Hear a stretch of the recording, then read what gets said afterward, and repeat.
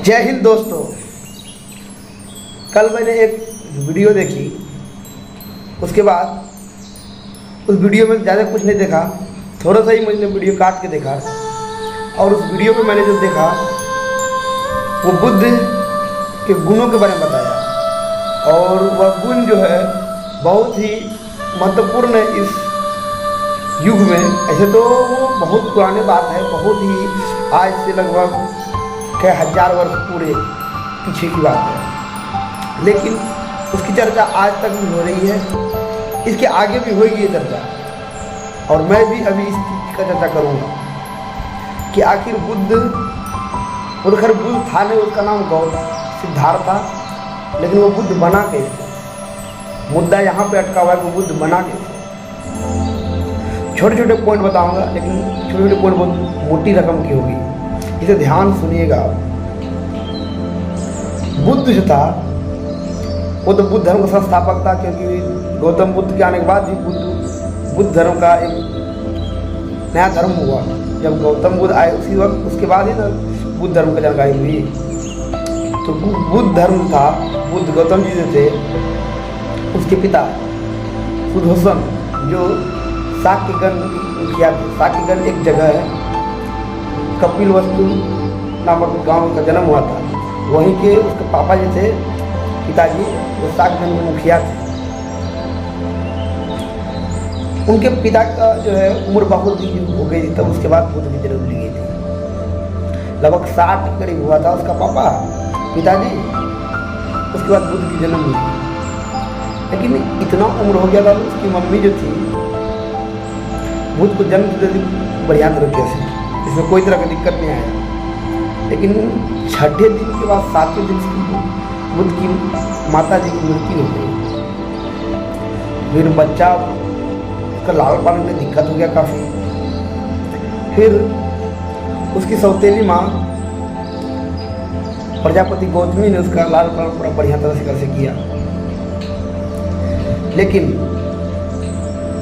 जब ये एक ही पुत्र हुआ सुदर्शन जी का, वो भी इतनी उम्र में, वो सोचा कि इसे कोई ज्योतिष वगैरह से दिखा दूँ, ताकि इसका भविष्य में लिखा क्या है। तो ये लगभग 10-15 जगह से ज्योतिष को बुलाए, बड़े बड़े ज्योतिष को। तो ज्योतिष, बहुत सारे ज्योतिष बोले कि महाराजा बनेगा, लेकिन ज़्यादा जो ज्योतिषों की संख्या थी वो थी बुद्ध सन्यासी बनेगा।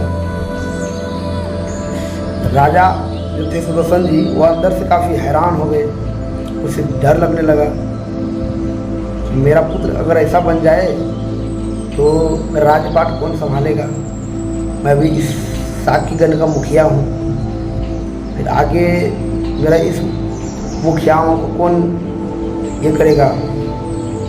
ये सब चर्चा होने लगी। उसी ज्योतिषों में से एक था कनंद। कनंद बहुत छोटा उम्र का ज्योतिष था, लगभग 12 से 13 वर्ष का उम्र का था। उसने भी उस बच्चे की हाथ देखी और उस कनंद ने अपना हाथ ऊपर करके महाराज जी से, सुदर्शन जी से बोला, महाराज जी, मैं साफ साफ बातों में कहना चाहता हूँ कि आपका पुत्र सन्यासी बनेगा। इस बातों से उसको पूरी तरह से डर ढुक गए अंदर कि मेरे पुत्र सन्यासी बनने वाले हैं, इसका कोई उपाय बचने का, जो मैं राजपाट संभाले।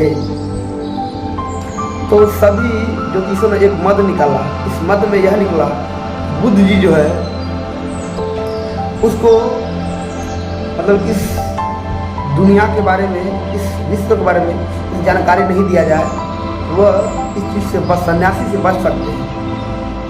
मतलब कि बाहर किसी भी प्रकार प्राकृतिक से लेकर बनी हुई चीज़ें, उसकी जानकारी इसे ना दिया जाए। जैसे में कोई गाछ वृक्ष बूढ़ा हो जाता है, पत्ते टूट जाते हैं, उसके बाद आपस में बहुत सारे लोग झगड़े करने लगते हैं, बड़ी बड़ी बिल्डिंग इमारतें बनती हैं, जिसके तहत इसे ये सब चीज़ की जानकारी बिल्कुल ना दी जाए, और इसके लिए एक स्वर्ग जैसा, मतलब बड़ी जैसा एक गृह त्याग तैयार किया जाए, मतलब एक बहुत बड़ा जैसा संस्था बनाया जाए जिससे बुद्ध को यह चीज़ का बिल्कुल भी अनुभव ना लगे कि उसकी ज़िंदगी में कुछ तरह का तकलीफ, दुख, समस्या हो। तो इसके चक्कर में उसके पापा ने, उसके जो पिताजी थे, वो लंबी लंबी बिल्डिंग बनवाए। उसके बाद हर तरह का व्यवस्था शुरू किया गया। उसको इतना व्यवस्था दिया, उसे महसूस ही नहीं हुआ कि ज़िंदगी में कभी दुख नाम का कोई चीज़ है। वो इस चीज़ को झेलता रहा और नसीब में तो लिखा था वो सन्यासी बनेगा। सन्यासी बनने से कोई रोक सकता था नहीं। उसी में जो कपिलवस्तु में एक शेर हुआ जिसमें बहुत सारे युवक भाग लिए, उसका उद्घाटन कोई राजा का बेटा ही कर सकता है। तो इसका राज्याभिषेक तो कर दिया गया था। तो इस शहर में जब वो निकले, उसके पहले उसके पिताजी जो थे सुदर्शन जी, वो बिल्कुल इस रास्ते से उसको निकाले जिसमें से कोई भी व्यक्ति या वस्तु ऐसा ना दिखे जिससे उसका मन में दुख या तकलीफ आ जाए। इसके लिए उसे लंबी लंबी वृक्ष लगवा दी, हरे भरे मैदान बनवा दिए और उस बीच से एक रास्ता बनवा दी एक रथ जाने की। उसके बाद उस रथ को जब उस रास्ते से ले गया तो उसको लास्ट में एक वृद्ध व्यक्ति दिख ही गया। उसने उस रथ वालों को बोला, वे इस गाड़ी को रोकिए, रथ को रोका जाए। इसने जवाब दिया, जी महाराज, मुझे इस चीज़ की आज्ञा नहीं मिली है कि आपको किसी भी रास्ते पर रोका जाए। आपका विलम्ब हो रहा है उस जगह पर जाने पे जहां आपका इंतजार किया जा रहा है। लेकिन उसे तो ये चीज़ दिख गया। उसके लिए इसको बहुत सारे दिमाग में बहुत सारी बातें चल रही थी, आखिर ये ऐसा हुआ क्यों, जिसकी वजह से इसने उससे एक डरावनापन बातें बोल दी कि अगर ये गाड़ी नहीं रुकी तो आपका धड़ से सर अलग कर दिया जाएगा। इस डर की वजह से उस वैश्य ने गाड़ी को रोक दिया। गाड़ी रुका तो बुद्ध ने उसे डायरेक्ट बोला, ये वृद्ध व्यक्ति कैसे हुए? तो उस व्यक्ति ने कहा